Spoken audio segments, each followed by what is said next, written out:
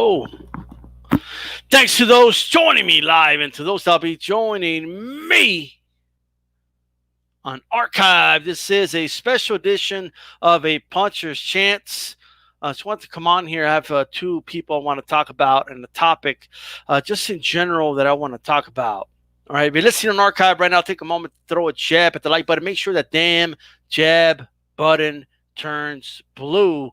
As you know, the jab sets everything up. Okay, just go ahead and do that. By the way, stay on here, man. We have a lot to talk about. I'm going to be addressing Teddy Atlas, Mike Tyson, okay, and how I don't know, man. A lot of pandering that they're doing to the MMA community. I think it's clear, it's annoying, and I'm going to address this. What's going on, John? How are you, bro? Right? I'm going to address this, but before I address that, remember to throw a jab at the like button. The jab, you know, it sets everything up. You know what I mean? It's the most important punch in boxing, right? And it's the most important thing you could do here on YouTube. When you throw a jab at the like button, all right, that sets up the cross to the subscribe, and then that uppercut, all right, to the bell button. That way you're notified when these style boxing comes on live for videos like this out of nowhere. So let's go ahead and get this started. A-Rod, I threw a straight right at the like button, bro. That's good. All right, that's what it's all about. Check it out, man. All right? Check this out. Stay on here. I have a lot to talk about. And I'll see if I could take some Q&A. I'll do it. The title of the video is Teddy Atlas and Mike Tyson. Pandering to the MMA crowd. That's what they're doing. All right? Batista, what do you mean? Let me tell you guys something. All right? How many times... Okay, let's start with the first guy. Let me start with Mike Tyson first. Okay? You know, Mike Tyson, look, I get it. You know, he's talking about coming back, and everyone believes that Mike Tyson could come back, you know, aside from boxing fans. Hardcore boxing fans like me and you are the only ones that really know that Mike Tyson can't come back. Right? We know he lost to McBride. We know he quit 15 years ago and was, you know, getting beat up and just didn't want to do it no more and had it no more. He didn't have it in him anymore. And he looked good hitting the mitts back then too. And he looked good doing all those things at that time as well. Right? However, we're the ones that know the truth about Mike. All the hardcore boxing fans that know about his resume in the 80s and the 90s and everything he did, we know everything about Mike. We understand his demons better than your average sports fan. We understand how unlikely it is that he could make a comeback. All right? And I think Mike knows this. And I think he resents it a little bit. All right? Batista, what do you mean? Let me explain. Everybody wants to talk about how Mike Tyson could come back. And I'll give him a puncher's chance against any heavyweight today. Oh, if he's in shape, the bobbing and weaving, oh, he looks so good, Batista. He looks so good hitting those mitts. 8-punch combination. Pop, pop, pop, pop. By the way, he missed the mitts like twice, by the way. Right? By the way, he fell over a little bit, a little off balance. This was an edited video. The dude ain't in no way, shape, or form gonna fuck with any top 100 heavyweight today. Believe that. Come back for charity, Mike. That's it. But we know the truth about Mike. We understand he ain't coming back. Right? And now most people understand that, but they don't know. Like they think like he's like outside of the top 10 capable. No, he ain't. He ain't capable of shit. Mike Tyson, all right, ain't gonna get in there with Dillian White. He ain't gonna get in there with Chisora. With Watch. What's destroyed the dude that made him quit 15 years ago? Okay? So he ain't coming back for nothing. Throw a jab at the like button. Throw a cross at the subscribe and that uppercut. Bam! At that bell button. Look, he ain't coming back. Mike Tyson ain't coming back. Boxing fans, we know that. Boxing fans, we understand that. As boxing fans, we know. And Mike Tyson resents that. Now, well, what am I getting at? Mike Tyson is getting all this praise. You know, every time Mike Tyson used to this, right? People see Mike Tyson, you know what I mean? Like a real hardcore boxing fan could run into Mike Tyson and most of us will act like an adult. Okay. We may ask for an autograph, maybe not. Okay. Maybe not. A lot of the hardcores know, like I said, all the truths about Mike Tyson. We know he ain't the best of all time. So some boxing fans out there say otherwise, but very few. We know this. But Mike Tyson is like up there to some people. And in the MMA world, I mean, these fighters stop him, you know, and I'm not necessarily saying there's something wrong with this, but they're like in awe of him and they're asking him for all this advice. He's giving, you know, these heavyweights, and I forgot the name of that dude. You could put in the chat if anybody remembers, but he's giving them tips on how to fight. And, you know, he's giving them boxing tips. They're MMA fighters. They can't use these boxing techniques. But they want to hear from him anyway. They're watching him anyway. So, you know what I mean? Dana White kisses his ass left and right. They put him on a UFC video game. They put Mike Tyson in a UFC video game. I have no idea what Mike Tyson's ground game is in his UFC video game, but him along with Bruce Lee, they're just these big, larger-than-life figures. That's what they are, and I get it.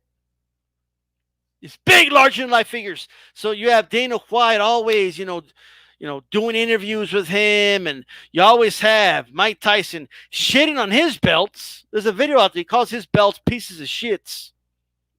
How he hates his belts. He hadn't loved boxing since 1990 after he got his ass whooped 15 years ago against McBride. And his will was beaten out of him by a journeyman.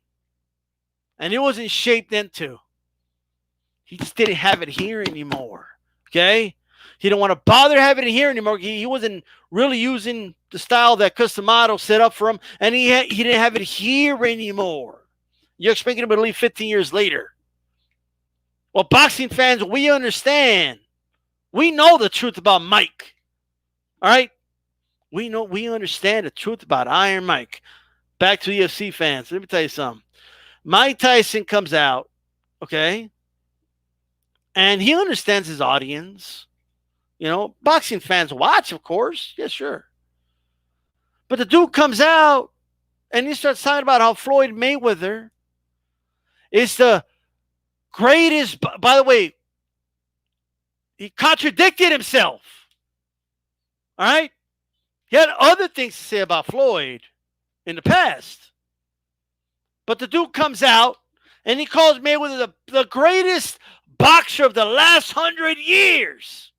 Oh, you know, let me tell you, man. Let me tell you, you know, this guy, you know, Conor McGregor, he's a bad motherfucker, man. He went in there 10 rounds against the best boxer, you know, the last 100 years. Like, well, why don't you tell the truth, Mike, that you know, okay, and then every fucking boxing fan knows. Well, why don't you tell the truth?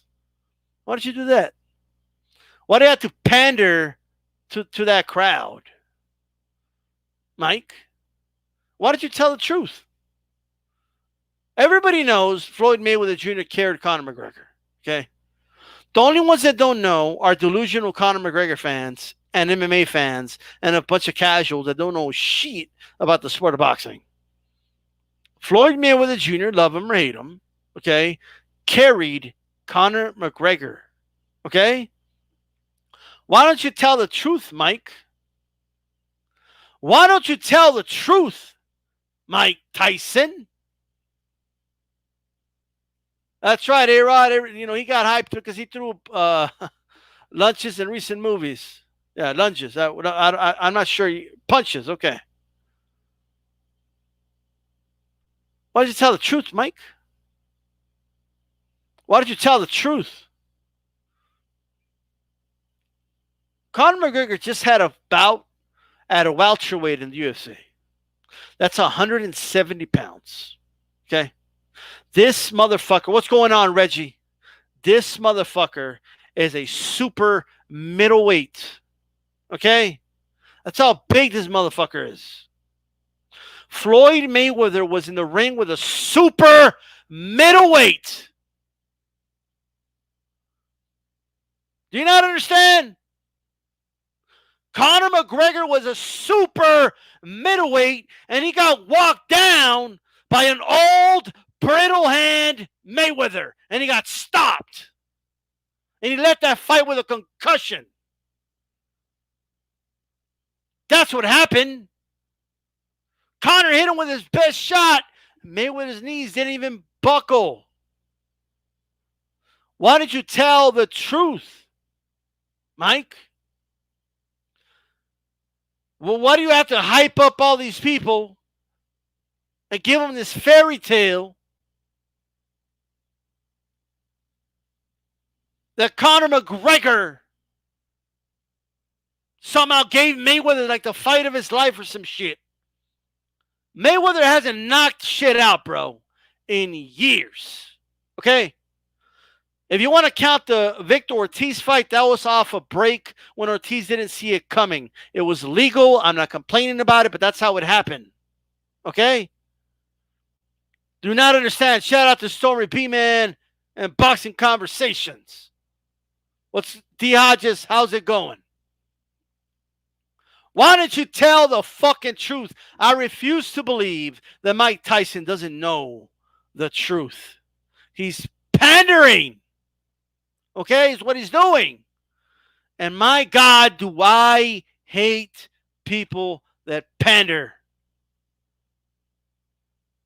Iron Mike Tyson knows the fucking truth. Okay? He knows. This motherfucker knows.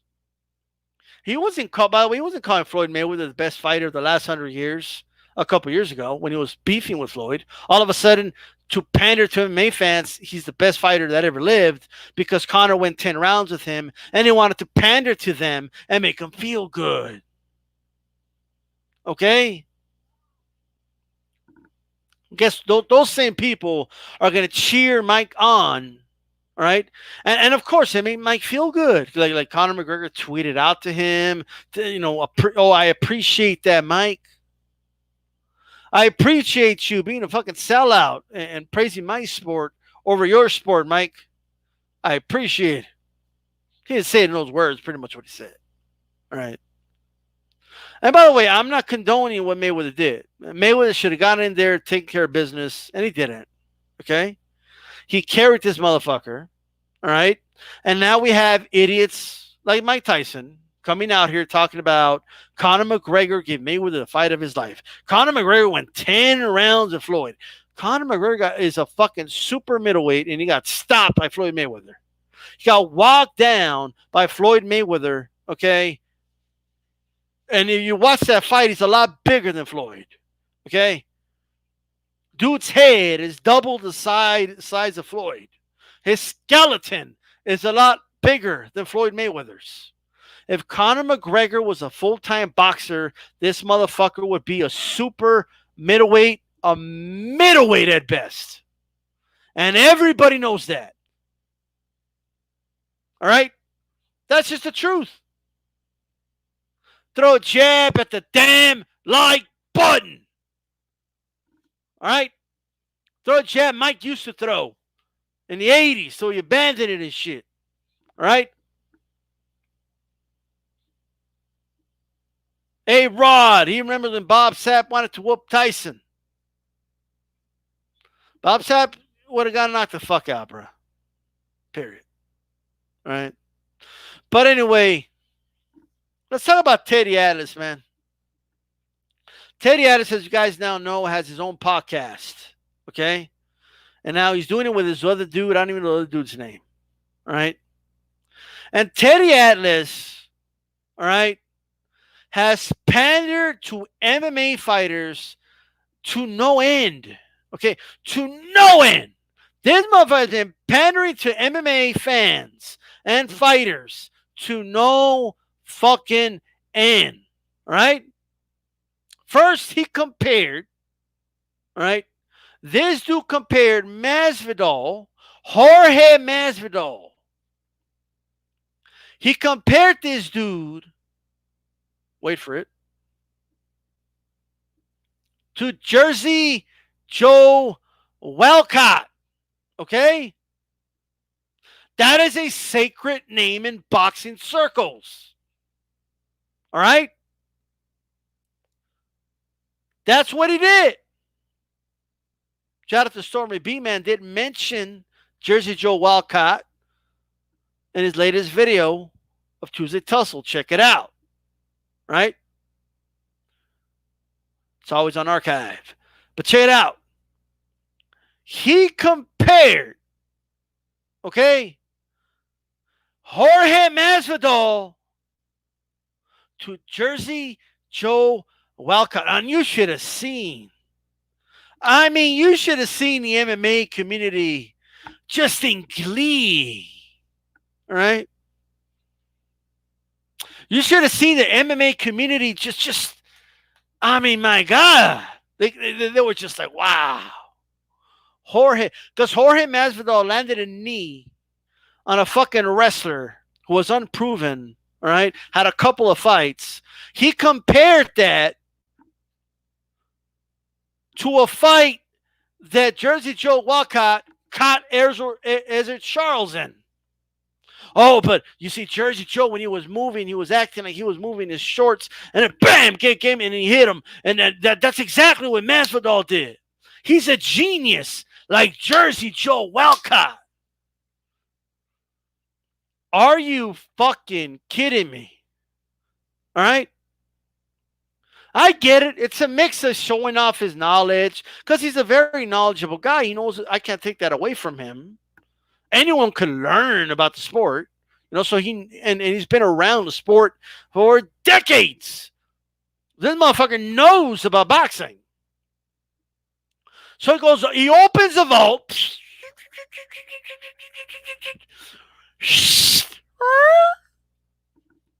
and he pulls out Jersey Joe Walcott to compare him to Jorge Masvidal.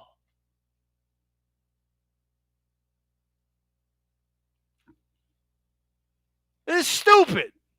I'm sorry. Right? Ain't nobody going to remember Jorge Masvidal 2-3 years from now, bro. Okay? Ain't nobody going to remember this dude. Ain't nobody going to care about this dude. Ain't nobody going to give a damn about Jorge Masvidal. It ain't going to happen. Ain't nobody going to care. Oh, but this is not a big deal. He was just praising him. Okay. Fine. Okay. Teddy Atlas pulled out, shout out to Chief Funk, but he pulled out the knee pads for Dana White recently, man. Let me tell you. Right? Dude put on those knee pads, pop, pop. Okay? For Dana White. He did. Okay? He did. He pulled out the knee pads for Dana White, guys. I am telling you right now, he pulled out the knee pads. He did. But Batista, what did he say? Look, I get that boxing is not a perfect sport. I get it. I'll be the first one to tell you guys. Boxing has a lot of problems. Okay? However,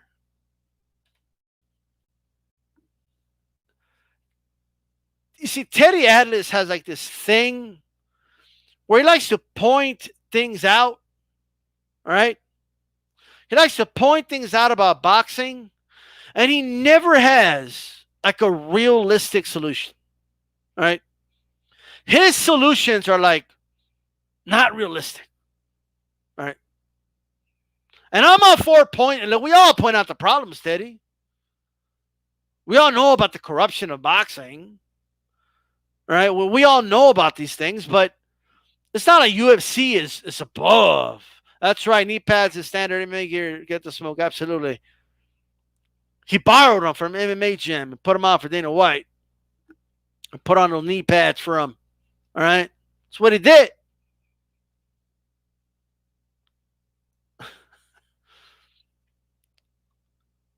Let me tell you something. All right? That last video, bro, the one I just saw of Teddy Atlas, okay, in his fucking podcast, talking about Dana White should take over boxing. It's one of the most pointless, stupidest videos I've ever seen. All right? Ever. Now, just this last UFC event, I saw MMA fans upset at I didn't even watch the event, but they were mad. Robbery this, robbery that. How could they possibly escort the fight for this other guy? And they give it to the wrong dude. And this is a robbery of epic proportions. And this, that, and the third. Right? Teddy Atlas didn't bring that up. He didn't talk about that in his podcast. Didn't talk about it. He didn't talk about the robbery that MMA fans said happened. Maybe one of you guys know. I don't remember what fight it was, but they would point out the fact that there was a robbery in an MMA event. The most recent one. I didn't watch it, so I don't know. All right. But there was a robbery. And it was it was trending. Right? And Teddy Atlas said nothing about it. Right? Nobody ever says after a terrible MMA score, right, or judging, nobody ever says, this is what's wrong with MMA, right? There's a robbery in boxing. Teddy Atlas can't shut the fuck up about it, okay? He'll talk about this is what's wrong with the sport, and he'll kick dirt on the sport. He'll kick it while it's down, the whole nine, all right? But this style, I mean, he does it because he cares about boxing. It's his number one love, and that's why he pays more attention to the robberies and that. Yeah, but he can't stop like sucking Dana White's dick every fucking podcast. Right? It's what he's doing. Dana White. The way what Dana White just did, I mean, he put himself in front of the line, and he's doing better than everybody, and he's putting boxing to shame. Boxing, UFC, I mean, it's where it's at, right? Now, let me just acknowledge something really quick. I get it, okay? In the UFC, for the most part, the best fighters in the UFC fight the best fighters in the UFC, right? And MMA was a sport that was pretty much non-existing, okay? It was non-existent. And then the Fertitas invested some money and they started up the UFC and they started from that position, right? No boxing promoter started from that, point. If you get what I'm saying. Like, it's just like whoever, gets involved in boxing today, you have to deal with different entities from all over the world. It's a different world, right? So it's not so when Teddy Atlas is sucking off Dana White and he's saying, "Oh, if Dana went to boxing, we need Dana to go to boxing because he will, get these guys like if he's gonna just magically make all these matches happen and they're all gonna fight each other and this, that, and the third, right?" Well, the problem with that, okay, all right, the is that he can't do that. Dana White has tried dip his toes into boxing and realize this ain't for me. Why do you think Zuffa boxing never kicked off? Why do you think that happened? Huh? Also, and I'll get the smoke said it, UFC has a fraction of the combatants of boxing. Okay? MMA in general has a very small percentage of fighters compared to boxing. It's a worldwide sport. Okay? The welterweight division alone probably has more fighters than all of MMA. Okay? So it's a much larger sport at a much larger scale in terms of participants. It's an Olympic sport. I mean, it's a lot I can go over, but and then in the amateurs, they have a shitload of participants, and it's only growing. Okay, but now whether it says in the Olympics or not in the future, I don't know. They were already thinking about removing it due to corruption.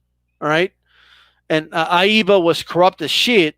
Okay, but that's something that they're looking into. All right, but let's go over it a little bit. All right, I remember when Vasquez versus Rafael Marquez, okay, Israel Vasquez against Rafael Marquez had that amazing trilogy, okay, and I think they had a fourth fight that was uneventful, but nonetheless, they had this amazing trilogy. It was on Showtime, all right, and then they went to ESPN, and Teddy Atlas himself said, "This is what he said." He said, "Hey, should these guys be pound for pound, Eddie, after this amazing trilogy?" And Teddy Atlas said, "Man, the only pounds that matter are the pounds in their pocket." That's what Teddy Atlas said, right? He said, "The pound, I don't care about pound for pound. It's about the pounds in their pocket," right? Diageo, and they will get their ass whooped in boxing. And if they could box, they would do it. Boxers make more money. Okay? Period. And that needs to be said more. Sorry. Right? And someone could learn MMA and over the years become good at it. It's not like this impossible thing. Former police officers became UFC champions. Okay? But that's it. And Ray Mercer knocked out a former UFC champion 10 seconds flat in the cage with MMA rules. Okay? So that's that. Let's move on. Right? People always have to point out that MMA fighters could beat boxers in the UFC. So it's the same way the other way around. Like, so what? All right. Now let's move on. Teddy Atlas, all right, in sucking off Dana White, can't stop talking about how the best fight the best in the UFC. And you know what? They do. I'm not saying no to that. Okay. But he says it, first of all, like if he's revealing something we don't fucking know or something. Right? And it also dismisses, right, the last few good years we've had in boxing. All right? We have had fights worth talking about. Right? Porter Spence, it's just more to worth talking about than any fucking UFC fight I've seen in the last few years. All right? It's my opinion. Donaire anyway, if that was a UFC fight, this dude would be jacking up to it live on the air, talking about how boxing doesn't do this. It's insane. Like, okay, we get it, Teddy, right? You know how old it gets, huh? Do you know how old it gets to watch Teddy Atlas rant and ramble and just drag on boxing and then give MMA fighters this unbelievable praise? He's talking about how all these boxers, I mean, they're in these fights that they just don't belong in, right? Conor McGregor, okay? Conor McGregor just fought Cowboy Cerrone. Cowboy Cerrone was coming off like 3 or 4 straight knockout losses or some shit like that. He was just getting knocked the fuck out a couple fights in a row. They put him in there with Conor McGregor. Conor McGregor knocks the dude out. All right? He knocks the dude out. And Teddy Atlas tweets out, how Connor has this thing that Magic Johnson, Michael Jordan, and Kobe Bryant, Muhammad Ali, only a very few fighters have, or athletes. What? Are you fucking shitting me? In the same week that he also said, right? And I want everybody to put your personal opinions about Mike aside. That same week or same month, Teddy Atlas on his podcast said, or I think it was with some motherfucker Rogan. Tyson is 0-6. That's his real record. Like, what? Yeah, Tyson's 0-6. Like Tyson's real record in real fights is 0-6, he said.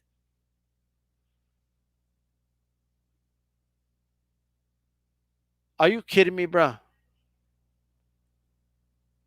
You know? Are you shitting me? Are you for real? Look, man, you can't throw a jab at the like button, guys. Let's get those likes up, right? But it just get. Like, let me tell you something about Teddy, bro. He's building an MMA following, and a lot of MMA people like praise him, like, "Oh, this is Teddy. Oh, he's the greatest mind in boxing." And if Teddy said it, it must be true. And if Teddy said that Masvidal is like a Jersey Joe Walcott, it's true because Teddy said it. What's going on, John Green Trujillo? If Teddy said it, hey, you know what I mean? Well, if Teddy said it, it must be true. If Teddy said it, then hey, look, he's doing it so people could be like, look, even Teddy Atlas talks shit about boxing. That's why I don't watch it. There's nothing wrong with talking about the problems of boxing and all that. But you got to give credit where credit is due. Right? So if there's a great boxing fight, you know, that this fight started getting done, then you got to give the sport its due when it gets it done. Like Berchelt against Oscar Valdez, that's the best fighting the best in that division. Give the fucking sport credit for that. Right?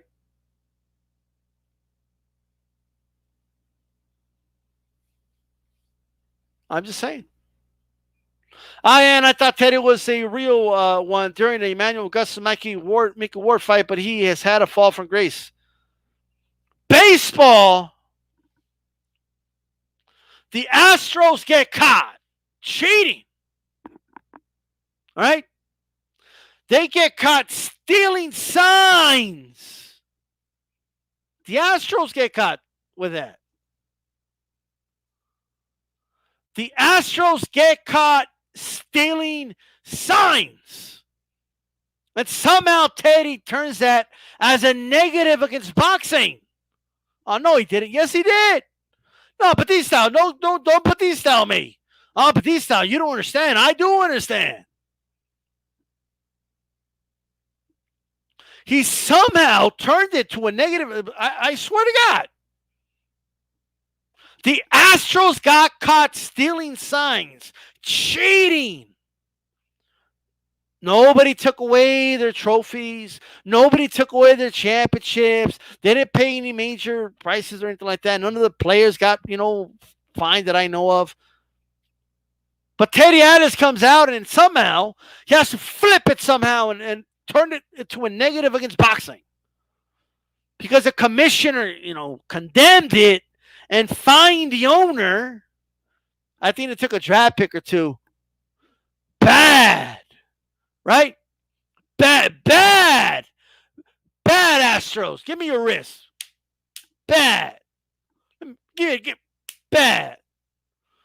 Teddy Atlas comes out. No Paul Boxianos. 92 AKU. What's going on, guys? But Teddy Atlas comes out and Teddy Atlas says, see, this is the problem with boxing.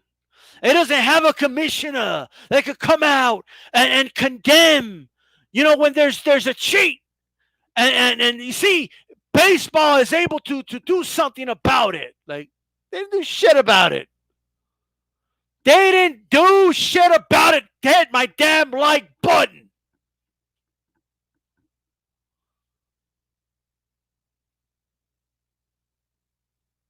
Hit my damn like button. MMA is not the shit. It's shit, Diagis. It's shit. All right? John Green. Only problem with boxing I've had was the corruption that it and Huckfest too. But I love the sweet science, which isn't appreciated in MMA as much, except for George Masvidal and some others. Huckfest, bro, you can't be an MMA fan and not like Huckfest. MMA is literally a Huckfest when it hit the ground. Right? It's what it is. It's what it is. Sorry. Just saying. I'm just saying. And there isn't one champion. No, there's not. Like, there's a Bellator champion. There's a Heroes champion. If another organization gets bigger and they're slowly getting bigger, there's going to be multiple champions. And like they have multiple champions too. It's just that the marketing of the UFC puts more limelight on the fighters that they have. Okay? They don't have every single fighter. They got rid of Demetrius Johnson, who was the best pound-for-pound fighter in the damn MMA world. They got rid of him and traded him for a fucking hyped-up wrestler that got knocked out by Masvidal. That dude is in another sport, another organization, holding another belt. That's not the same UFC belt. It's just not true. It's the biggest league, but it's not the only league. What are you guys going to do when that changes?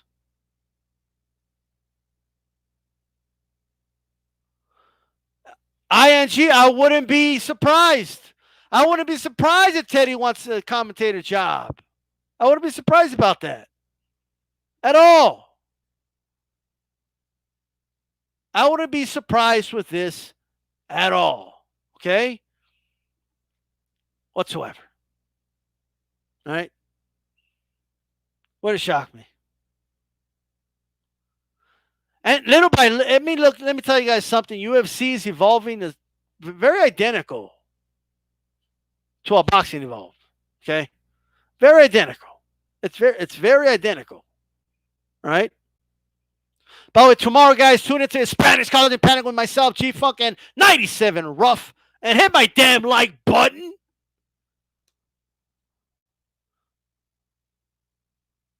Nil security out here. What's up? No Paul, Triple G Paydays, the whole UFC roster.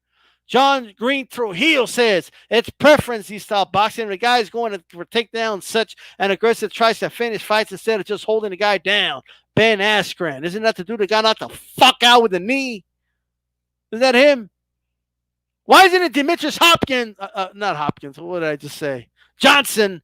Why isn't he in the UFC? And he's the best MMA fighter in the world. Why isn't he on there?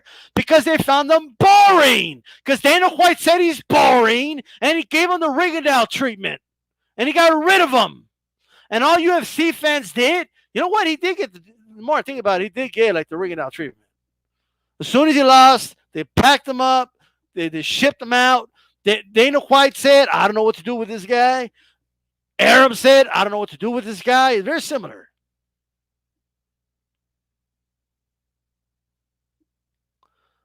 But John Trujillo, what's with the MMA fans that start chanting, stand them up, stand them up, stand them up? Why do they chant that in a UFC event? There's the same fans that always brag about how these guys could take down a boxer. Why they chant? Why is there a chant that exists? Why does that even exist in MMA? Stand them up.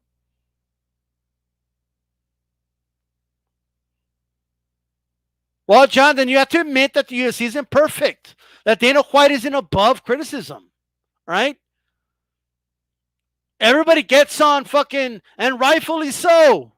Everybody gets on Aram for what he did to Rigondeaux.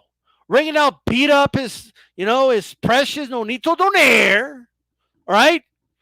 Don Raphael and Steve Kim and all the ring dudes. What are the names? Fisher and all these guys. Oh, Donaire, he's the fighter of the year. Oh, this guy's going to be some. He's the future of boxing. Ain't nobody could beat him. And Max Kellerman, he's all like, Bonito Bear, he's the best. He's the number one pound for pound. Like, right? We all know that was him. That the fucking Max Kellerman. Like, let me tell you something. He's the number one in the world. Right? So there's Max Kellerman calling him number one pound for pound, and Rigo goes in there and has a beautiful boxing match, puts on a clinic, and takes the O from Nonito Donaire. Just utterly destroys him, embarrasses him, has him cowering in the 12th fucking round. After the fight, all these writers start writing about how boring he is, and this is terrible for boxing and for Top Rank, and it's not good for a guy to ring it out a win. And Steve Kim wanted to chip him, and all the Cubans. He tweeted about it. Okay, he wanted to put him in a raft and take them all back to Cuba and all this other nonsense. All right, these are the problems with boxing, right? So you had all that going on, and at the same time. That's what let me tell you something, man. A lot of MMA fans, not MMA fans, UFC fans, a lot of UFC fans, a lot of boxing writers, MMA writers, the UFC itself, Dana White, they treated, right? They treated Demetrius Hopkins, not Hopkins, my God, Johnson, same, almost identical. Right? Oh, we don't know what to do with him, and he just doesn't sell, and he's openly beefing with his fighter because he was asking for more money, and also, like, you know what I mean? And then, as soon as he lost, he got rid of him. He traded him for that Atkins dude, bro, for the Atkins diet. He fucking traded his fighter. Are you kidding me? Got rid of him, shipped him out. They don't want him. They were talking about getting rid of the division. Oh, he's so boring and same shit, right? So before, stop throwing stones in a fucking glass house. That's what you should start doing. Stop doing. Stop throwing stones in a fucking glass house. Give me a fucking jab at the like button. Press the damn like. People who actually have strategy and skill are not truly appreciating either sport. I like a good brawl, but I also love skill match and stand-up and ground game. Well, let me tell you something, bro. I appreciate, strategy too. I'm not crazy about the ground game, but I hope that's okay with you. You know what I mean? Hard fights. I've seen some of those street fights, but those dudes are crazy, bro. Diages. 92AQ just wants to start beef. That's all he's doing. All right? That's all he's doing. It's all right. Rigo had no business fighting at 130, bro. Okay? No business fighting at 130 pounds at all. Dude's fighting at 118 now. Okay? Seriously. Now, shoot me some questions. Convince me why I should give the ground game in the UFC a chance. Why should I watch the ground game in the UFC? I want you guys to tell me that. Give me the best shot. Give it to me. Tell me why I should watch the ground game. Somebody tell me why I should watch a ground game in the UFC. Anybody got an answer for me?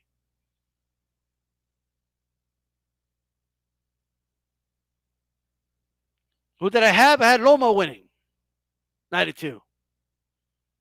That's why I had winning. Good performance by Loma. I give him credit. You know what I mean, for the win. And Rigo didn't want the fight, but as a boxing fan, using your judgment, you should understand that he had no business fighting at 130 pounds. All right. John Trujillo, I only give the ground based on who's fighting. Well, why not just be a fan of ground fighting anyway? I got to be honest with you guys, man. When I watched George St. Pierre, I just wasn't a fan. Okay? I wasn't a fan of George St. Pierre, bro. George St. Pierre had a move, right? And I'm not even saying this isn't effective. And look, anytime I talk about this, UFC fans always get mad and they get violent. Like they threaten you. Okay? They start threatening you and saying that they're going to turn you into a pretzel and all this other nonsense. All right? But the reality is, George St. Pierre had a move, okay? Where he'd be on top of the dude, right? I swear to God, he'd be on top of the guy. He'd be on top like this. And he would like do this hump, like he would get his hips up. You know, he'd go, ah, bah. Like, you know what I mean? Like that's what he would do, I swear to God. It would look like he's humping the dude, but he would like it was effective. He would get position on these guys. You know what I mean? And but it wasn't fun to watch. I felt a little comfortable. You know what I mean? I just felt just a little bit. I was a little comfortable watching him do that. Like, I don't know if that was necessary. In other words, you know what I mean? Well, John Trujillo, but they got rid of him, bro. The MMA community called him boring. MMA fighters, UFC fighters called him boring. Said he was bad for the sport because he put people to sleep. Like, you know what I mean? I'm just saying, like that's like you're saying that, and I believe you. But hey, now he did do one move though. Okay. I remember he suplexed the dude. I swear to God, you guys gotta like look this up. Demetrius Johnson like suplexed the dude, right? When the dude's in midair, he like got him in an arm bar, and when the guy hit the mat, he put him in the arm bar. 2 fights later, they got rid of him for a wrestler with like 3-4 fights. Batista, who was in the Olympics. Why would you get rid of that? I mean, that was stupid. Okay, that was dumb.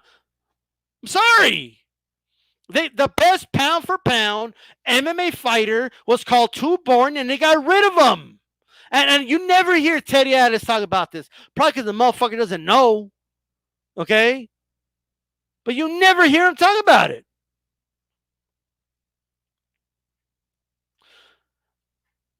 And that's another term, lay and pray. Right?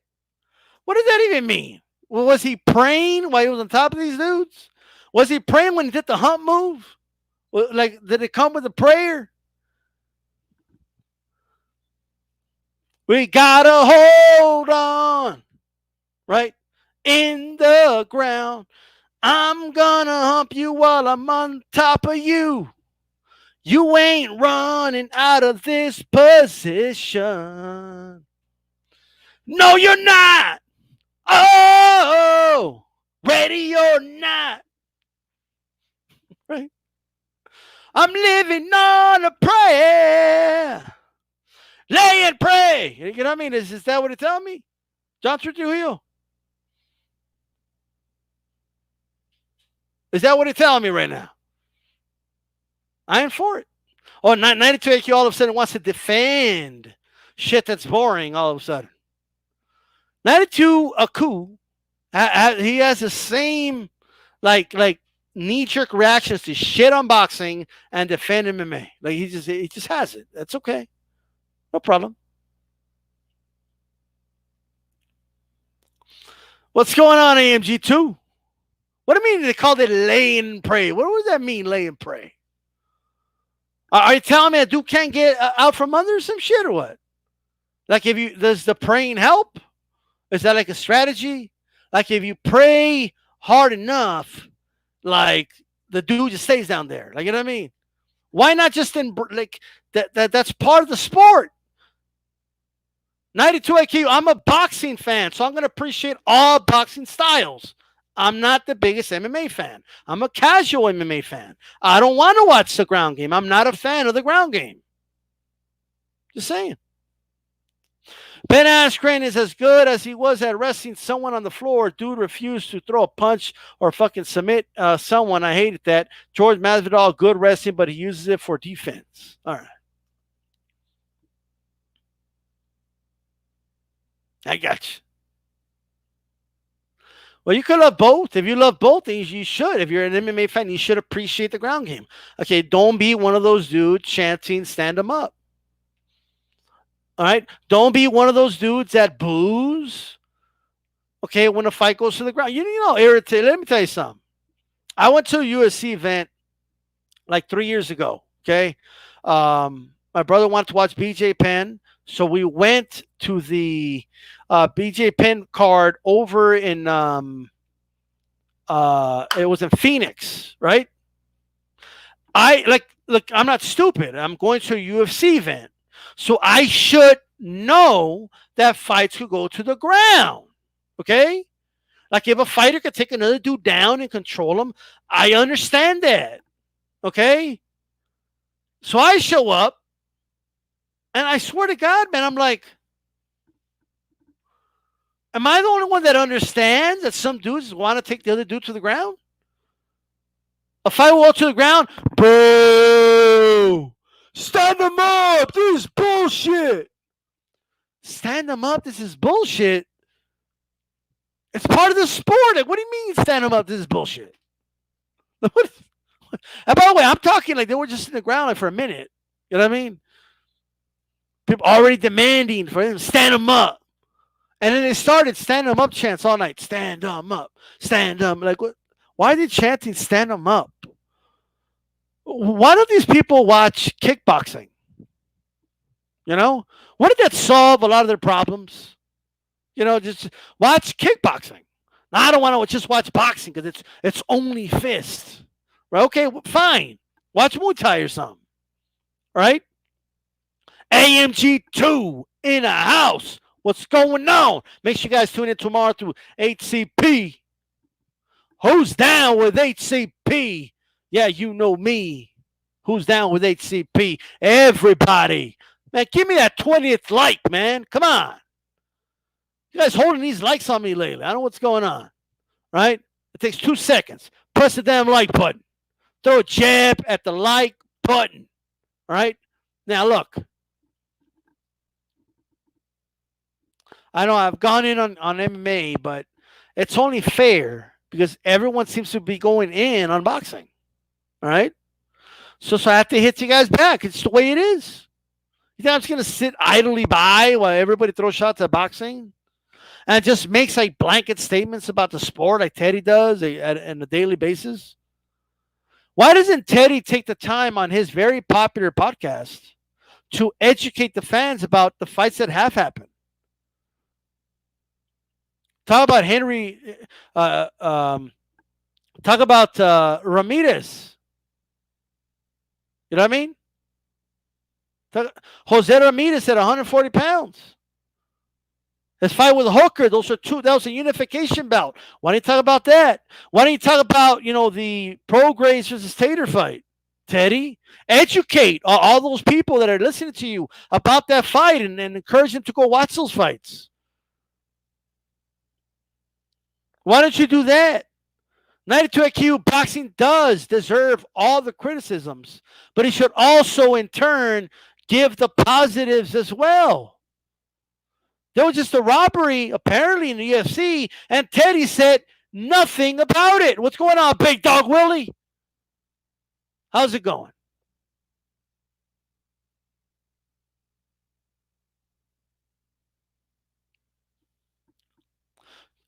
You admit you're casual, but you also understand shit unlike the stand-up crowd. Well, here's the thing. Even if you're casual, if you're at an event, you should already expect certain things. Okay? If I go to a basketball game, I'm a casual basketball fan. I'm more of just a Lakers fan, right? But if I go to a basketball game, I'm not going to boo because, well, I'm going to probably boo the opposing team, but that's normal in sports. Okay. But what I'm not going to do is start booing when one team is playing defense. Just like, boo. Stop guarding them. I want to see threes. Like you know what I mean? Like that's stupid. Right? If I go to a football game and I see that, I understand that they're going to run the ball. If the running is effective, they're going to keep running the ball. And I'm not going to start booing. Oh, this is why I don't watch football, man. Like I want to see them pass the ball, bro. Why are they running it? Like you should understand certain things about certain sports. You know, John Green Trujillo says that's why I hate a lot of MMA fans, especially as someone who partakes in the sport. Well, there you go.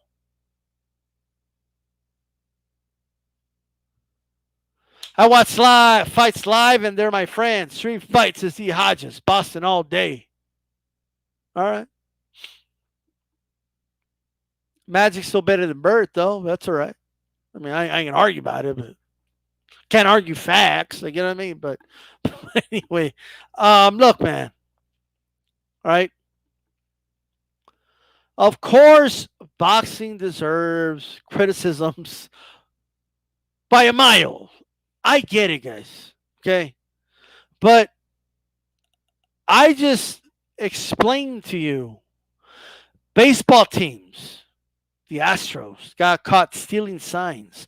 The Patriots got caught red-handed stealing like plays from other teams, and they knew that the plays that the Rams were running in the fucking Super Bowl. Okay, like the referees in the NBA got caught betting on games that they officiated, acting like boxing is the only sport that has problems and corruption, and Teddy Atlas going on TV and never mentioning those things. In fact, he does the opposite. Another sport gets caught doing something naughty, and Teddy turns around and says, "See, this is why we need a commissioner." No, Teddy, it just means that every sport is fucking corrupt. There's a referee standing in plain sight, like two of them. They see the Rams do an offensive foul, or not foul, but pass interference. They throw a flag. They don't throw a flag. Cost the Saints the opportunity to go to the Super Bowl. These things happen in every sport. In every sport. Big Dog Willis says,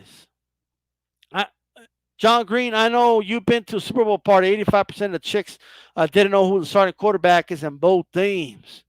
Bro, let me tell you something, bro. Yeah, Super Bowl crowds, man, ain't nobody knowing shit, bro. All right. They're more intrigued with a halftime show. That's when I'm eating my nachos. Halftime show, nachos, hot dogs, and all that shit. I'm eating all that. Right? Baseball got it worse. Their season is half year plus is the Hodges. I mean, they're getting hit hard, that's for sure. 92 says boxing is the dirtiest sport in general by far. Maybe. Maybe. Are you sure about that? Are you sure about that? Do you want to go over some of the shit FIFA has been getting caught with, the IOC and fucking the Olympics? Are you sure about that? It's not that it's a dirty sport. It's just that when someone juices illegally in boxing, it matters more because they're fucking hitting each other. Okay, it's a violent sport. But don't come to me and tell me that they're juicing more in boxing than there are in other sports. If other sports have the same fucking testing boxing has, okay, you wouldn't have any fucking football on Sunday. You wouldn't have college football on Saturday. You wouldn't have any basketball games. These would be getting popped dirty left and right. Right? Come on now. 92 AKU. All right? It's just we care more about it in combat sports when the dude chews this up because it's a violent sport.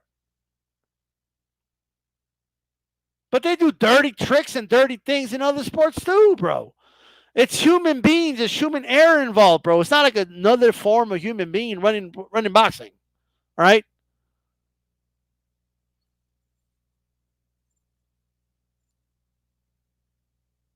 International football fan. Well, I mean, John, you know what it is, bro. Come on now. I love soccer, but there's a lot of corruption in it. Okay, give me an example of the ethics 92 AQ. Give me an example of the ethics. Tell you what. Here's what I'll do. Right. A puncher's chance usually has more than one person on. So go ahead and come on. Right. Let's see if 92 AKU has a puncher's chance with these style. Hit my damn like button. Right? 92 a coup. Jump on, bro. I want you to explain to me, and then we're going to talk about it. Jupiter P in the house. What's going on? Yeah, look at Brock Lesnar, Mark Hunt. The dirtiness, I brought up the reason I brought up the drug testing 92 AKU is because while that can be part of a sport being full of problems, like you have to admit 92 AKU, it is an ethical problem if someone is cheating with drugs, bro. You know what I mean? That's still part of ethics, but it's not that boxers are taking illegal substances. And I know that's not what you meant, but if you come on, I can at least get this out. It's not that boxing has guys do illegal stuff and that more often than other sports. Okay. We don't know where boxing is. I'll say maybe somewhere in the middle. Right. Okay. But, they do it in other sports. It's just that, like, I don't think it's a big deal if baseball players take steroids. It makes baseball more exciting. More home runs, more hits. You know what I mean? Baseball was at an all-time high when it happened. The MLB had no issues with it when it was happening. All right.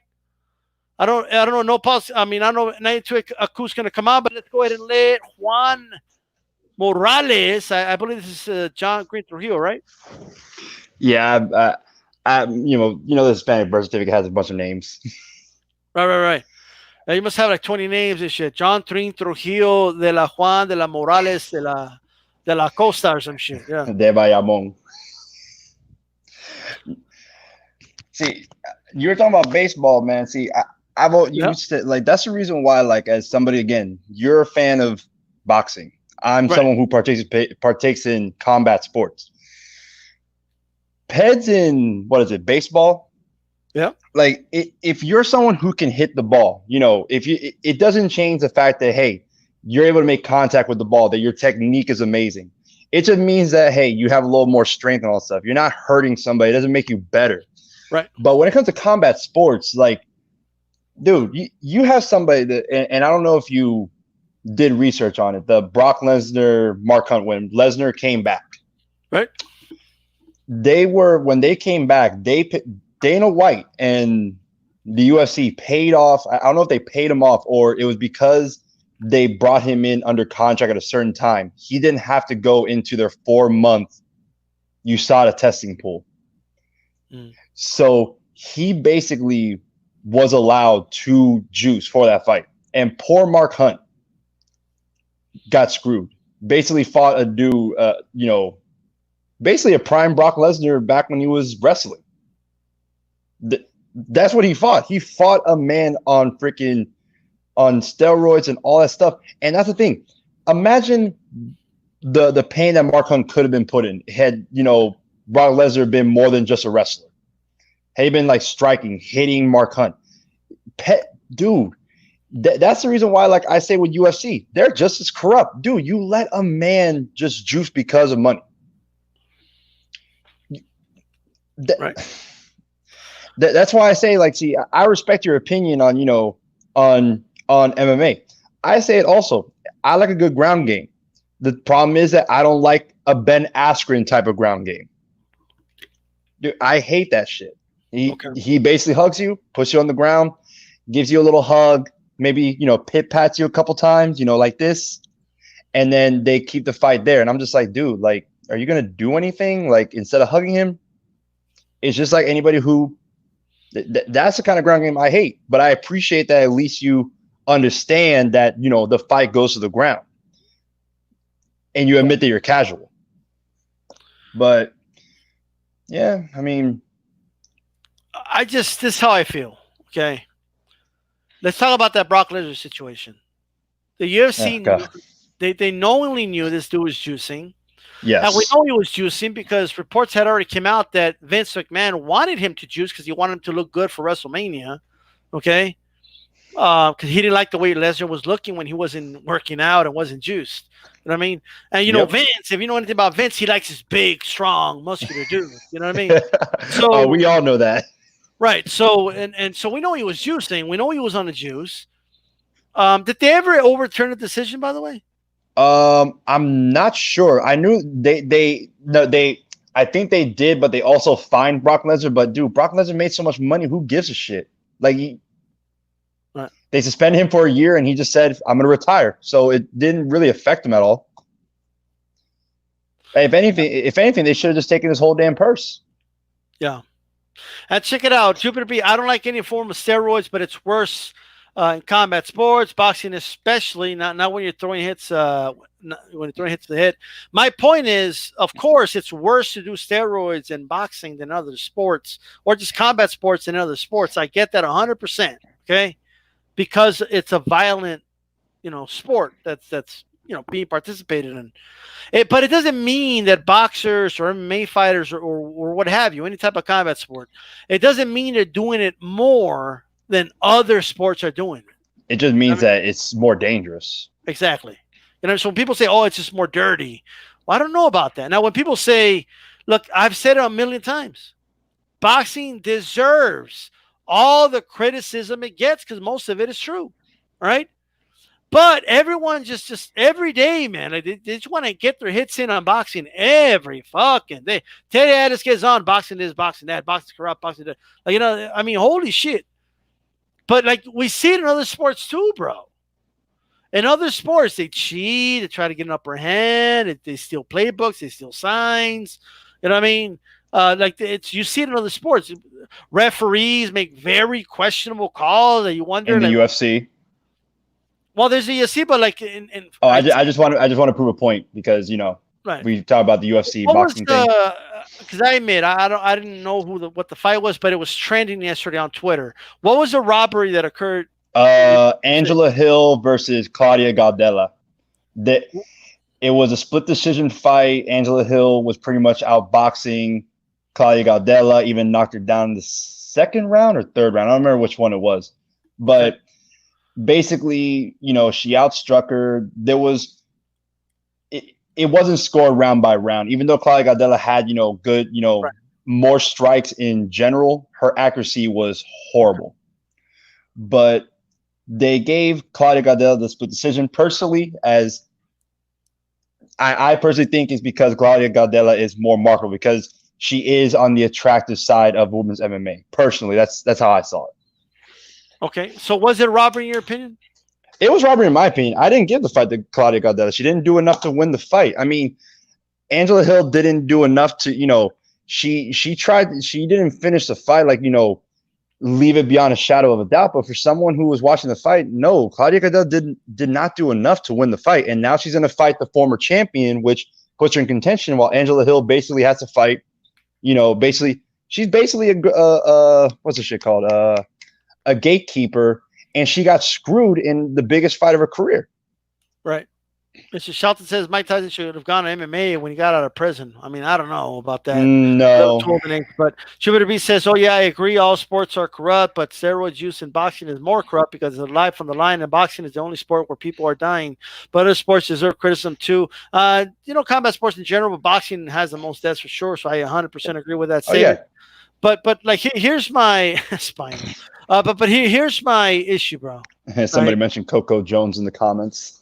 Every time there's a quote unquote robbery, and they happen in boxing, okay? Bad decisions, etc. But every time that happens in boxing, Teddy Atlas cannot shut the fuck up about it, okay? Over and over again. This is why we need this. This is why we need that. Sport this, sport that. He not a peep about this anyway. He didn't talk about this fight that I know of, and the robbery. But he wants to. You know what I mean? Like I just feel like he's on a little bit of a crusade. But um, I think like here's the deal. Okay, a lot of people don't know this. I think you know this, but They use the same fucking commissions. Um, yeah, they do. They use it. Yeah, they use the same commissions and everything. Like for the UFC and what was it, Combat Night, which is a promotion down in Florida, pro and amateur. They had to go through the Florida State Boxing Commission, mind you, boxing commission. They had to go to that commission in order to get the fight started up. They go like every commission. It's the same. They have to go through the same commission as boxing does. The same. They're the ones that put the judges. They're the ones that put the doctors. They do all this. They go through the same channels that boxing does. So it's not like it's like the only thing the UFC controls is just the referees. Yeah. Although I have seen Dana complain about referee selections, though, has that changed recently? When I say the referees, like the referees for the UFC, like they choose the referees, like that there's like almost like a roster of referees for the UFC. Okay. But yes, the boxing commission, or MMA commission, whoever it is, they're the ones that decide the referees for that specific fight. Okay. Gotcha. All right. All right, man. Well, give us some, final thoughts here, bro. Whatever you want to say. Shit, there ain't much really to say, man. Fuck Dana White for getting rid of Demetrius Johnson. And is he gonna get him back, or what's up with that? Man, that's never gonna happen because ONE FC. Here's another thing. UFC. What I hate about them is that they underpay the hell out of their fighters. They got rid of all their sponsors because there used to be a time where UFC fighters had Sprawl, they had Tap Out, they had all those, and hell, there was actually a dude who had Trojan on his as a sponsor, but they get rid of all that, and that's where a majority of the fighters got their money. By the way, him getting rid of Affliction, it actually in extension hurt some boxers too because they were sponsoring some boxers as well. Yes. Yeah. But yeah, this that's why like Bellator, while yes, Bellator's gotten a lot better. They've been getting good fighters and all that stuff. Personally, if I had the choice, for recognition, of course UFC, recognition and all stuff. But problem is you don't get your own sponsors anymore. That's you have to wear Reebok all day, every day. You go on camera, if you don't have Reebok shoes on, and this is actually true, if you don't have a pair of Reebok shoes on, say you have Jordans, they will have you take off those shoes when you're on camera because you cannot be wearing anything but Reebok. And that screws over a lot of fighters. That's why, Stitch Duran, I think you know who he is. He was a cutman for who was that fighter that fought Bernard Hopkins? He didn't have a trainer or anything. He was basically like head coach for himself. Oh, I know who you're talking about. He's fighting at cruiserweight. I think his title is at cruiserweight now, but I can't remember the name. Yeah, Stitch Duran. His cutman for that guy. He left UFC because of that Reebok deal. Because even the cutmen, they would have their own sponsors and make money off those sponsors. And when they took it away, that took away a lot of money for those fighters. So it's like I said, there's to me that's corrupt. Again, I can admit MMA and UFC can basically screw over people like Mark Hunt, like all the other fighters, with their sponsorships, and every sport's corrupt and shit, man. Like anybody that gives more criticism about another without giving the positives are hypocrites. Like just really quick, and I'll let you finish. But look, this guy says Pelly says Dana didn't get rid of Affliction; they went bankrupt.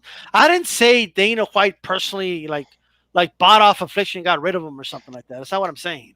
But they didn't allow fighters to walk out with Affliction. This is well documented. Oh yeah, when they started their MMA league, because that's what UFC is. People forget that UFC is not a sport; it's a league. Right. Yeah, there was Dana White basically told you, hey, you can't wear Affliction when they started. Because he didn't get rid of it. Bought it off. No. They went bankrupt, but he also said, hey, you fighters that are under UFC contract, you're not wearing Affliction while their doors are still open. Right. Gotcha. Yeah, man, I just think, look, I'm all for, if somebody wants to criticize boxing and all that good stuff, hey, do it, but at the same time, be fair and praise it where it deserves praise as well. You know what I mean? And the same thing with any other sport. Thank you for coming on, bro. All right, man. Peace. 92 Q, I don't know where you went. You disappeared, bro. But we got El Jefe on here. What's going on, El Jefe? What's going on, D Style, man? Appreciate for having me on, bro. What's happening, man? How's it going? The topic tonight is boxing is not the only corrupt sport out there. Every sport is corrupt. You have any thoughts? I agree with that, man. I agree. There's even sports are even more corrupt, bro. Like soccer. I think soccer is real corrupt, also, man. A FIFA, lot of yeah. sports, bro. The what? Like FIFA is definitely corrupt. Yeah. Yeah, for facts, and that's billions of dollars in that industry, bro. It's not like boxing where it's only a couple millions, man. But what you're saying about the UFC? Because I just jumped on here, bro. I didn't hear what you were saying about Dana White. Do you like Dana White? How do you feel about Dana White? I'm indifferent about Dana White. I personally I don't like him. You know what I mean? I think he's in a very he's in a place where when the UFC was founded, it's kind of in a tank where he's the big shark and he controls everything. Boxing just works differently than the UFC. You know what I mean? Boxing is a Yeah, whole but freaking how do ocean. you feel about what he's doing with the brand? Like, do you think he's expanding the brand, like the business wise? I think he's doing a great job, but I want to hear your point of view. Overall, of course, he's done a good job. But I thought you were asking me like, do I like him personally? But I just think Oh no, that no, no, his personally, I well, just yeah, think that his job is a lot easier than a boxing promoter. A boxing promoter doesn't have the ability to control everything the way he does, or the Fertitas did at first. yeah, but he also got competition like Bellator. He got Pride. He got what's it called, the K1 boxing, the kickboxing. There's a lot of competition for MMA in the beginning, bro. So it's not like he got everything handed in a silver spoon, bro. Like he had to work and hustle, bro. So I'll I'm give not Dana saying White props for that. I'm not saying he didn't work and didn't hustle, right? But let's be realistic. UFC went back. This was before the Fertitas and all that, but they went. They were under. They bought it. It didn't make money for the first couple of years, and then they made it into something successful, and it blew up, right? And it's a name brand in the United States that's well known, all right. And they have virtually not a total, but they have a very strong, as close as you can get to a monopoly that boxing promoters just don't have. I just don't. For example, I don't think he's any better at what he does than a Bob Arum. I just think Bob Arum's in a sport where it's impossible to do what the UFC's doing. Do you think the PBC could emulate something similar to the UFC? Well, they're trying, but as you could see, even with a lot of backing, when they had almost all the networks and ESPN, Spike TV, they had almost all the four major networks, along with ESPN and all that, and they still couldn't get a grasp of it, right? Because boxing at the end of the day is a worldwide sport. So Yeah, a promoter out of England can have a lot of power. A promoter out of Mexico could have a lot of power. You know what I mean? So it's a lot harder to do it in boxing. Now, yeah, I agree with the international thing, bro. Because yeah, boxing, like if you really look at it, boxing is losing popularity in America. But I think places like in Europe or Africa or Asia, those could be expanding markets for boxing. So I see where you're coming from with the signing of talent and all that situation, bro. So it's but I, it's I do much tougher. see like in order for like think about everything that PBC would have to accomplish to become like the UFC, right? Number one, they would have to create their own belt, right? And I kind of heard rumblings about them trying that with a PBC belt, right? And kind of get rid of all the sanctioning bodies. That's number one.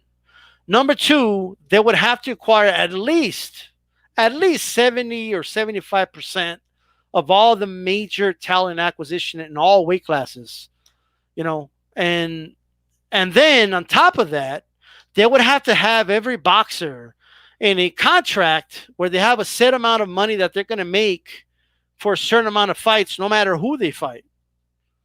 And I just don't see that happening.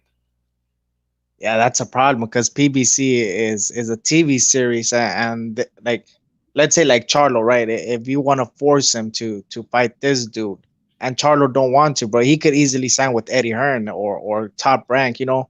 So Right. it's much easier. Like the fighters have much more control. That's what I'm trying to say. But that it's good for the fighters, but for the fans, it's a little bit more tricky for us, man, because it makes us wait for fights and marinations and all that situation. But it's just what it is, bro. I don't really like to debate that situation or anything, but it's just I got you. boxing, man. How about this? What's your opinion on Don King? Because Don King was corrupt, but all promoters are corrupt. Like people talk about Don King like he's the only dude that was corrupt, right? But I mean, he did give us some great cards. So those cards are fire. I mean, like you have Julio Cesar Chavez, Terry Norris in the undercard, and then Mike Tyson in the main event. You know what I mean? All title fights.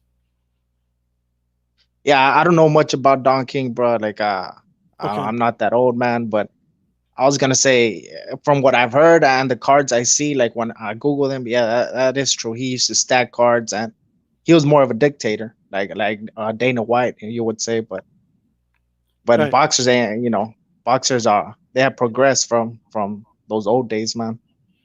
Yeah, you could say that. They were making a lot of money though. You know what I mean? Like Tyson made a lot of money, although you can argue maybe Don King ripped them off a little bit, but he still made a lot of money and stuff like that.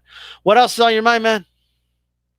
Like the Mike Tyson situation and Teddy Atlas. Why do you think they're going more towards pandering towards the UFC? Because I didn't hear that part. Well, my problem with Teddy Atlas is, he keeps dogging boxing every chance he gets to in order to praise the UFC and Dana White, and it's becoming a pattern at this point. Like if he would have done it once or twice, okay, I get it. You know what I mean? But he's continuously doing it, and he's talking about how Dana should come and run boxing because he feels like Dana's doing something like these current promoters, like whether although PBC isn't really a promoter, but we kind of know it is. And then, of course, Top Rank and Golden Boy, as if he's doing something that they're not trying to do, or I don't think Dana White could jump to boxing and do shit. I just don't. Like, do you think Nah, Dana would nah, be successful in boxing? nah, bro. He'll be eating up over here on this side, bro. But Right.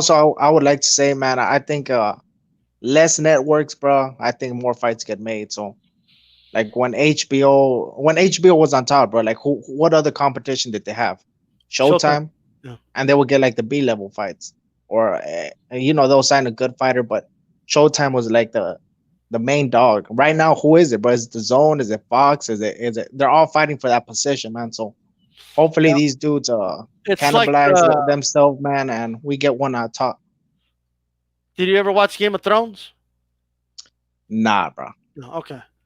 Well, it's like a Game of Thrones right now. They're all fighting for that position to be the king. You know what I mean? And that's why some fights are a little difficult to make right now because they don't want their top dog fighters losing to the other networks fighters because it'll make the other network look superior or whatever. So that's one of the main issues we're having at the moment. But at some point, like, let me tell you, I know you say you're young, you don't know a lot about Don King, but I'll tell you what, Don King and Bob Arum hated each other. They hated each other's guts, right? However, they loved money more than they hated each other. So their love of money made them work with each other despite their hatred for one another. So at the end of the day, of these networks, and whether it's the Zone or PBC and Fox, if they, well, not PBC is with Fox, but you get what I'm saying. If they ever want to, make money or more money, they're gonna have to work together, bro. You know what I mean? And they made a lot of money in the Fury Wilder fight, so uh, I think that was a very Yeah, but profitable. do you think like PBC, like, okay, they made a lot of money, bro, but Wilder took it's a big L. He got his championship taken away. Do you think they want to make that same risk, like let's say with Errol Spence? Like, do you think they really want to put him in there with Bud? So Ah, of course I get that Wilder lost the fight and he took the L, but I mean Fox still made a lot of money off of it. You know what I mean? Like I'm just saying, like, and they're gonna get another fight, a third fight. At the end of the day, they're making money. so And they're cashing out Wilder, you think? no, because Wilder's a knockout artist, bro. Like people will keep watching a knockout artist even if he loses. It's just the way it is. Tyson kept losing, and people would still show up to watch him because he was exciting, could knock dudes out. Like, you know what I mean? There's always that Yeah, puncher but champ. Tyson was Tyson, man. Like Tyson, I get it. like from what I've heard, bro, and you know the aura of Tyson. Like you grow up watching The Simpsons and all that shit, and you see Yeah. Tyson. I don't see that same with Wilder, bro. I'm not saying he's as big of a star as Tyson. I mean, it's Ali, Tyson, and then everybody else. You know what I mean? Yeah, But at the end, that's not what I'm saying. What I'm saying is people will still watch Wilder even if he loses the third fight with Fury. Like people will still yeah, tune they'll in watch him. Yeah, on to watch. free TV, of course. I don't know. I mean, it's we'll see. As I mean, do Yeah, you but don't care get it that Fury? twisted, bro. I got Wilder beating Fury, man. I got him beating in the trilogy. For some reason, I got a feeling Wilder's gonna catch him, bro, and drop him. But we'll see, man. Hopefully, we get to see the best fights after this coronavirus situation, man. So I appreciate for having me on, bro. Really quick before you go, who do you got? Berchelt or Oscar Valdez? Uh bro, like my brain's telling me, bro, that Burchell's gonna whoop his ass. But for some reason, I have a feeling that Valdez might catch him with the left hook, bro, and hurt him. And we know Burchell's real stiff, bro. Like real Mhm. stiff, like how he stands, like a Ryan Garcia stand. So if he can, but I would favor Burchell, bro. Let me Okay, just say that I'll favor Burchell, but I wouldn't be surprised if Valdez knocks him out. gotcha. I got Berchelt too, but we cannot count out Valdez. Thank you for coming on, bro. Yeah, man, I appreciate it. 92 a coup. What's going on? What's going on with you, bro? Was good. Nisha was cracking. What's going on, bro? Like, why do you think boxing is the only sport with corruption, bro? I need to know what's going on. No, I didn't say that. I said it's the shadiest I by don't know. far. Okay, well, that's what I mean. Like when you say, when you say the shadiest, and then you add on the by far. Oh yeah, by far. That's a fact. You know what I mean? It's not just number one, but number one by a mile. Yeah, You it's know what I by mean? yeah. Like who's number That is two? true. Who's number two? Number two, probably Who's the distant NFL. second? Probably NFL. NFL. With the concussion stuff, and I'd say Okay. NFL. And the Ray Rice thing, remember that? All right.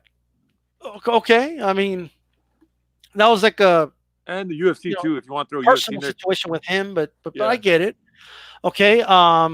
Look, let's do this. Okay. Let's put it this way. Give me an example of something boxing did that no other sport could do. Have the state commission like set up move Floyd's jail sentence so you can get that Cotto fight. But that's not boxing doing that. Like that's just That business. was boxing's money. Yeah, that was the business of boxing allowing that to happen. But come on, you got to admit that's like because I could think of a lot of things. Where would that happen? And what sport would that not even be possible? It happens all the time, bro. Like, what do you mean? Like, you don't think When? like insiders like do things to help out other sports? Like what? Like give me an example. Well, like well, All right, what that's about, just one. That's just one. And then there's the Kovalev saying all these. Kovalev said he was calling them monkeys, and he called someone like a monkey. Or no, he had a T-shirt on. Yeah, he had a T-shirt.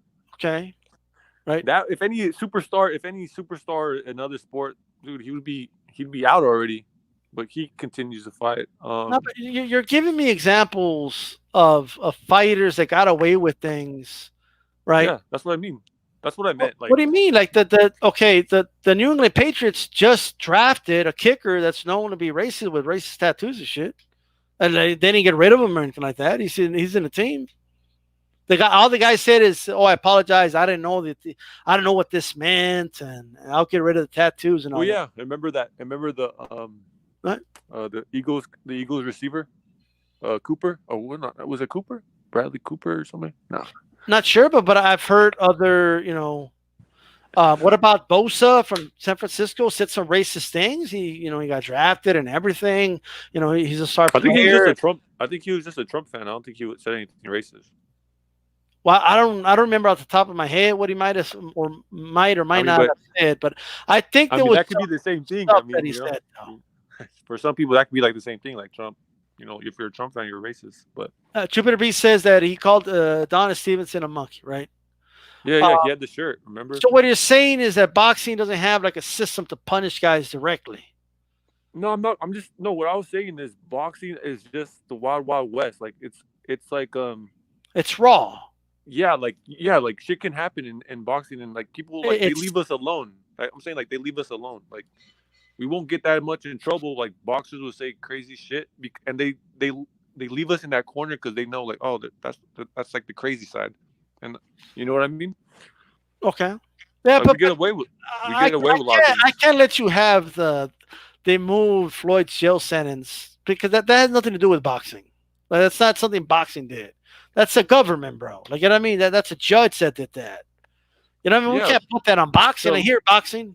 Like no, but dude, boxing, dude, they all benefited. Floyd but they do benefited. it all the Heyman. time, bro. The NFL covers up, some stuff that they know about abusive stuff players did. They cover it up, and then later, How's that not later, boxing? What else would it be? Just the state did it for the boxing fight. Like, bro. Who in the chat thinks that's boxing's fault? Like that's not boxing. Like, oh my, that's Floyd is not, the fight. You know why it's his fault? Because Floyd is the what fighter about in the what about the NFL conspiring against Kaepernick? Okay, behind the scenes with all the yeah owners. yeah. Okay, what about That that? was pretty shady. That was Okay, pretty shady. can that happen to a boxer? Well, you could probably argue, but not for those reasons. Yeah. You know, Oh, not for yeah. I don't Noah. think. Let me put it this way: boxers Hey, having what? more freedom of speech is not a problem for me. I think that's a good thing. Now, I don't. It doesn't mean I agree with everything they say. Like Tyson Fury saying he whacks off 7 times a day. Maybe I don't need to know that. Oh, You know what I mean? But the fact that he has the freedom to say it.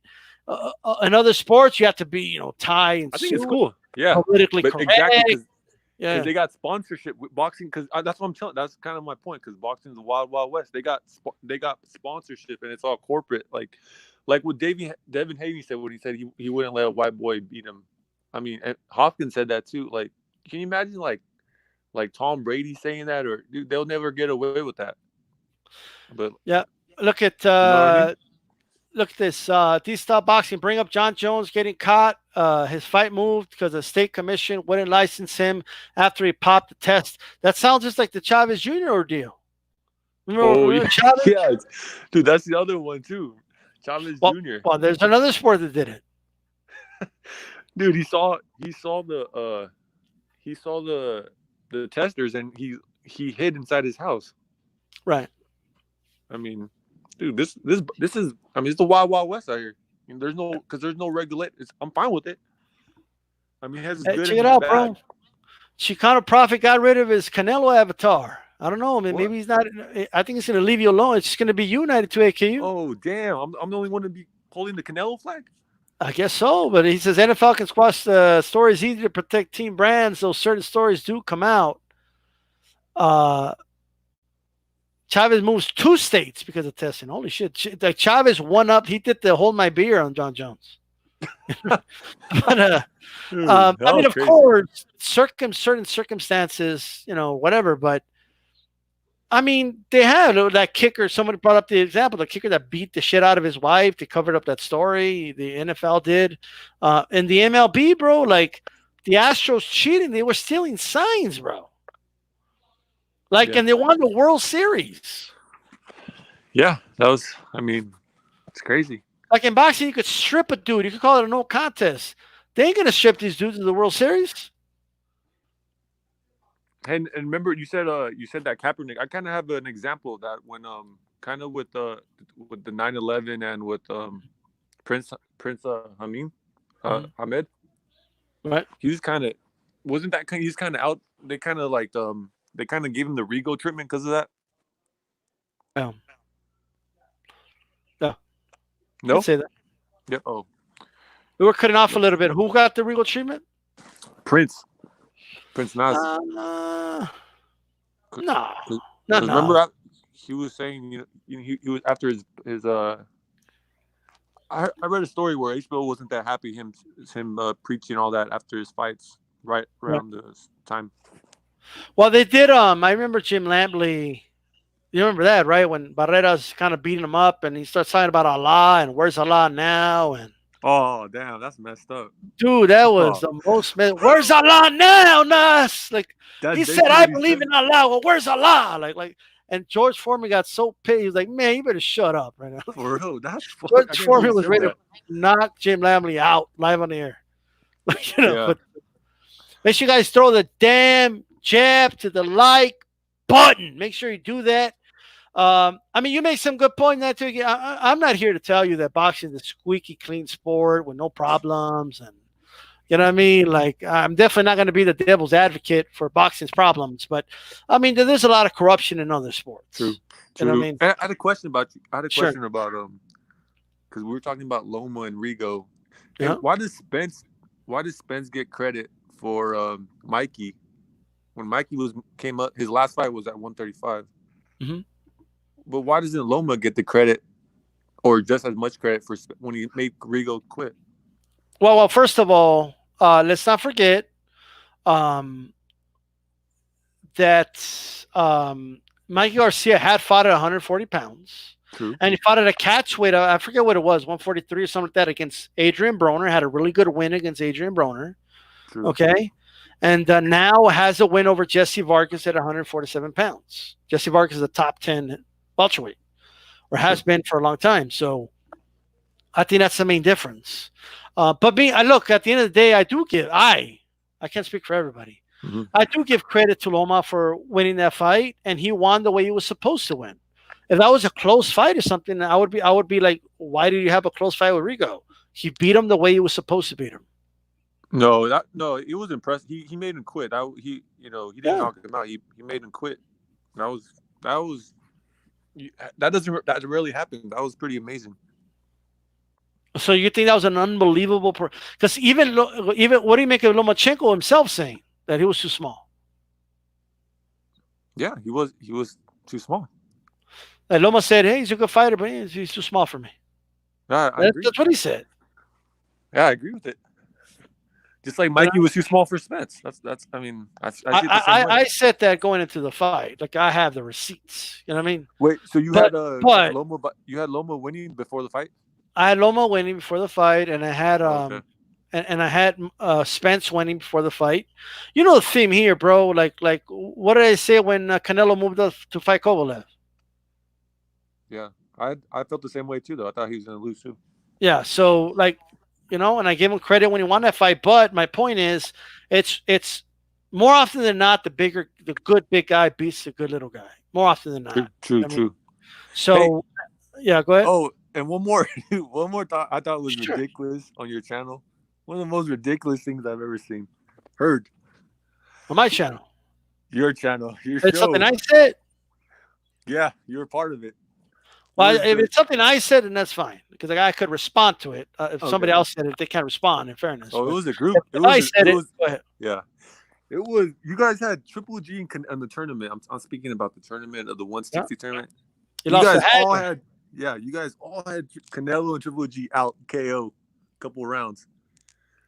But you guys were all. No, I had Canelo losing by decision to Sugar. Okay. But you guys all had Charlo making it 12-round decision loss against Roy Jones Jr. And I That's thought that was crazy. ridiculous. You lost your mind. Dude, Hey, unless I you're remember talking you about picked that fight too. You picked that fight. yeah, because I was like, oh, you guys gonna do Canelo and Triple Well, G? like one, that? did anybody have Charlo winning? No, but they all Okay, had. did anybody say that Charlo had a shot to win? No, but dude, yeah, no. The correct answer is knockout loss.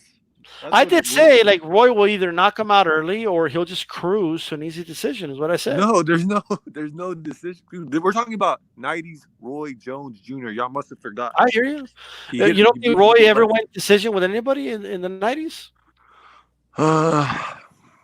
Well, part of it is because I do think Charlo's kind of overrated.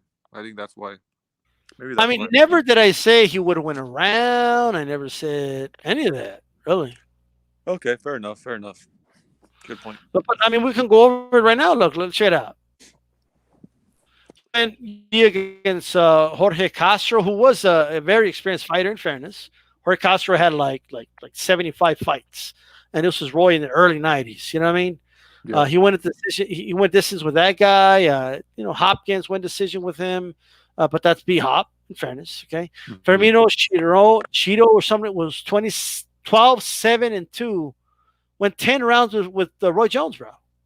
Yeah. No, just Chirino, it was 12, 7, and 2. And you think it's that Charlotte won the decision is like ridiculous? Yes. I mean, Yeah, did he just listen to what I say? Fermin Chirino, 12 and 7. What year was Went this? 10 rounds at Roy Jones Jr., bro. He lost wide. Easy win for Roy. What year But was this? this was in 1993. Oh, this wasn't prime. This wasn't Roy hitting his prime yet. This was Roy's one of his first fights at 168. That wasn't 160. 168. But in fairness, I did say though, I said either Roy knocks him out early, which more than likely he would, or he just cruises. You know what cruises to a decision means? Yes, like Mikey versus Spence, kind of. Easier than that. Like it just means that you're just toying with him the whole time. Okay. Respect You know what that. I mean? Plus, I do believe Kurt Sugar said knockout though, didn't he? No, I think I forwarded to that part. I was like, I want to see what you guys say. Charlo, Okay. and you guys all of them, everyone had Charlo by decision or possible knockout loss, but everyone said first choice was a decision loss. I mean, you guys, I think we made it very clear, bro, that it's a very easy win for Roy Jones Jr. I even think Kurt Sugar even said that he was not impressed with Charlo, and he thinks Canelo. oh yeah, he did. He Yeah. did say that. Yeah, I do remember that. Hey, you got to point out everything at 2AKU. Yeah. He's trying to help you guys. He's bringing in the light. But you're right, though. Despite everything I just went over, more than likely, yes, Roy Jones does knock him out. Yeah, of course. That's What do you think with the featherweight? You got any pick for the featherweight tournament? 126, dude. What I remember is just the three Mexican superstars. Pac beat them all. So I gotta give him Pac. Well, Pac's he's in there. You know what I mean? Yeah. Manny Pacquiao's in the tournament. He was a beast at 126, that's for sure. He dismantled Barrera. Although I think Barrera was 122, wasn't it? I forget it was 122 or 126. But he dismantled Barrera, beat him twice anyway. I think he did beat him in 126 in the rematch. I think it was 126 because remember he beat Pacquiao just beat the African champion. Okay. Didn't pronounce. Yeah. Pagua or whatever his name is. Yeah. Yeah. And he went to Pacquiao. And then So he went tell to you Barrera. what, however, you got the other dudes, bro. You got Salvador Sanchez, Vicente Saldivar, Ruben Olivares. We got a lot of dudes on there. You know what I mean? Yeah, that's before my time. That's why I really didn't. Marcus got knocked down 3 times and he got back up, bro. All right. Yeah, he's a beast. Marquez is a beast. And Pacquiao, bro, like one of the judges scored that round 10-7. It should have been 10-6. They never corrected it. If they had, Pacquiao would have won the fight. Oh yeah. Yeah, I mean he's a 4-decade champion. I know you like to call him that. Call him the 4-decade champion. 4 decades, bro. Like let's think it just started, but hey. You know what I mean? He's still a champ. Isn't it right now he's a champion? Right. He's a 147 champ right now. 147 champ. Yeah. Hey, they got a question for you. Let me put something before you go. Miguel Mondragon. Charlo's overrated. How, if he hasn't fought any of the top guys, they got to fight first for you to. Perfect. Good question. Go ahead. That's the thing is it's what he said he hasn't fought one of the top guys, right? Well, he's fighting like B-level fighters and he's not looking good against them. He fought that Russian guy Korbel, who everyone now says, but he's sneaky good. He's really good. Right after he fights Charlo. He's high. He's high. Exactly. That's my point. And you see Canelo and Triple G, they knock guys out. They knock those guys out. They don't those levels don't last with Canelo. Let me ask you this, bro. If he's such a piece of cake, like if it's such a piece of cake to fight him, why didn't Canelo just fight him? I mean, he fought Liam Smith, bro. Like he fought Rocky Fielding. Yeah, that's a good. Yeah, but there's like 9 other guys that are going to say the same thing when he picks one of those 9 guys. I gotcha. And Well, I just think, isn't it fair to say that the jury is still out? Like we'll find out.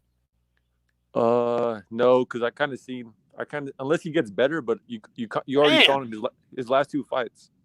yeah, I didn't even know this, but Korobov knocked out Kovalev in the amateurs with Yeah, headgear. but Corbin got knocked out by Andy Lee. So, I Andy, mean, he's a puncher, bro. Punchers can catch guys, bro. You know what I mean?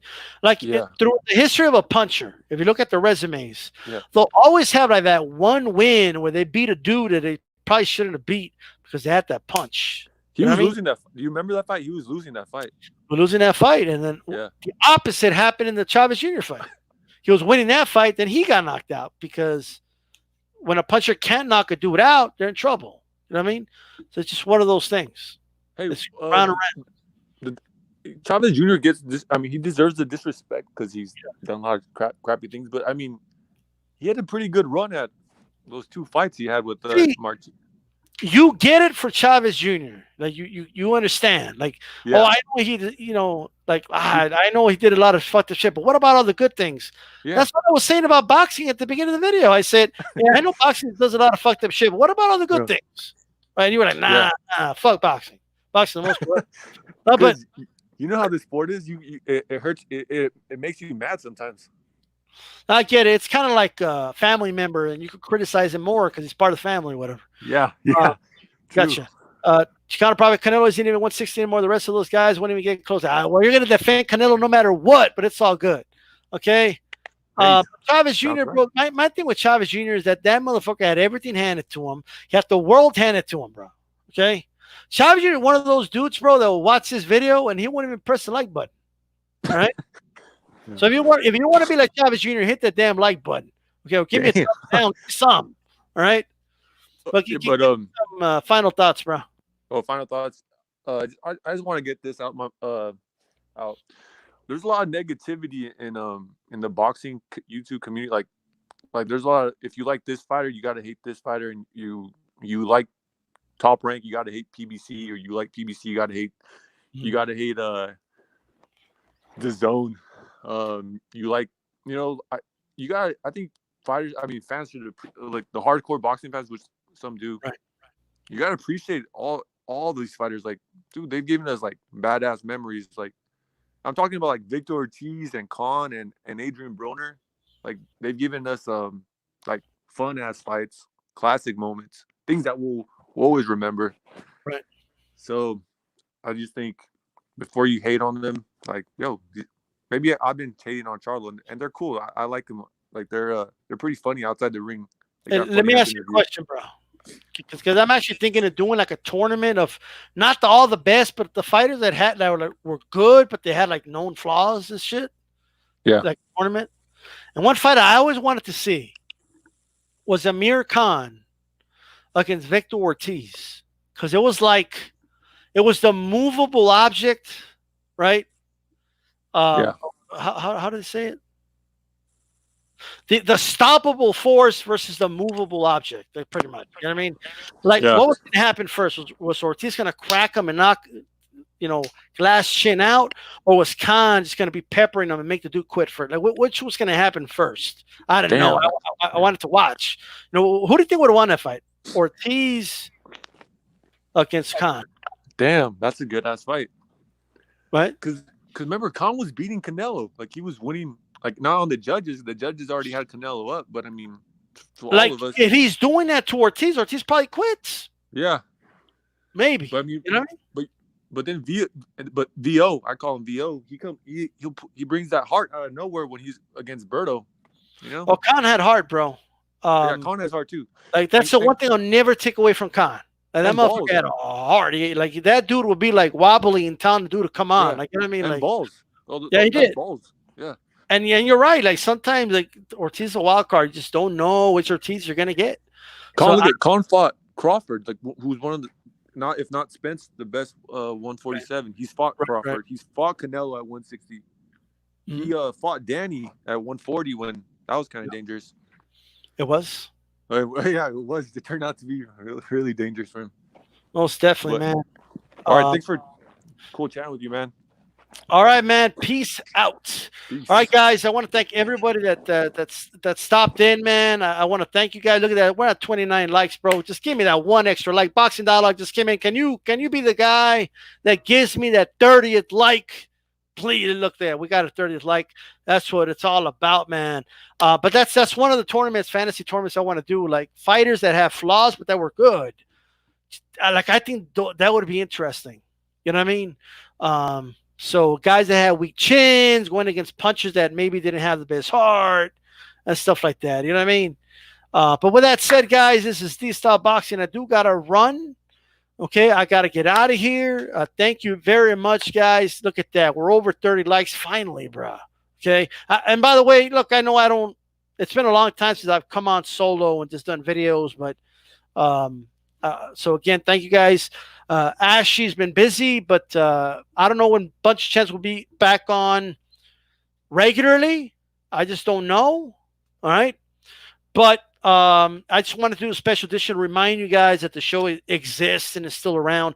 Tomorrow, though, Hispanics Causing Panic will have 97 Rough on. He couldn't make it last week, but he's going to come on this time. And we're going to talk some boxing, bro. We're going to talk about Johnny Tapia, all right? A fighter that was big in the Southwest where I'm from.